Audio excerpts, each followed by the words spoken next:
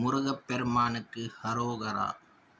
Friends, எக்ஸாம்பிளுக்கு ஒரு ஜாதகத்தில் குரு பகவான் ஒரு ராங்கான இடத்துல பிளேஸ்மெண்ட் ஆகிருக்காரு. ஃபார் எக்ஸாம்பிள் மகர ராசிக்கு பார்த்தீங்கன்னா நல்ல இடத்துல பிளேஸ்மெண்ட் ஆகலை. இந்த மாதிரி அத்திச்சாரியாக இருந்து பிளேஸ்மெண்ட் ஆனார்னா மகர ராசிக்காரங்களுக்கு அவர் என்ன பலன் கொடுப்பாரு?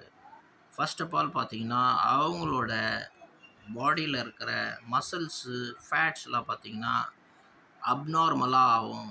ரெண்டாவது அவங்களோட கை கால்லாம் பார்த்தீங்கன்னா திடீர்னு எரெக்ட் ஆகிடும், மரத்து போகிற மாதிரி இதாகும். இந்த மாதிரி சில சமாச்சாரங்கள்லாம் இந்த குரு பகவான் அத்திச்சாரி ஆனார்னா 6ஆம் இடத்தில் இந்த மாதிரி பலன் விசேஷமாக மகர ராசிக்காரங்களுக்கு கிடைக்கும்.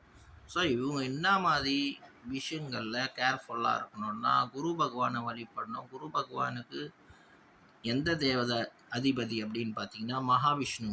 குரு நாள் பார்த்தீங்கன்னா மகாவிஷ்ணுவோட நாள், லக்ஷ்மியோட நாள்.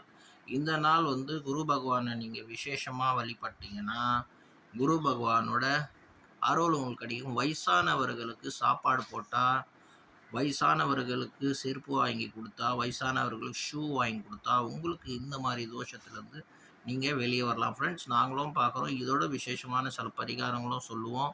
நீங்கள் சப்போஸ் உங்கள் ஜாதகமோ கைரேகை பார்க்கணுன்னா எங்களை காண்டாக்ட் பண்ணலாம். ஸோ இந்த மாதிரி அத்திச்சாரி ஆகி ஜாதகனை ரொம்ப டெப்த்துக்கு கொண்டு போய் வியாதிகளுக்கு தேவையில்லாமல் மாட்டி விடலாம். அவனோட லைஃப்பில் ஸ்ட்ரகிள்ஸை கொண்டுடலாம். ஸோ இதுலேருந்து வெளியே வர்றதுக்காக நான் சொல்லிட்டேன் என்ன செய்யணுன்ட்டு. பகவான் அத்திச்சாரி ஆகியிருக்கார் குரு பகவான்.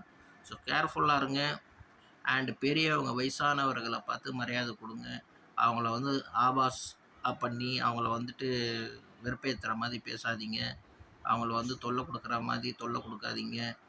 நியாயமாக நடந்துக்குங்க.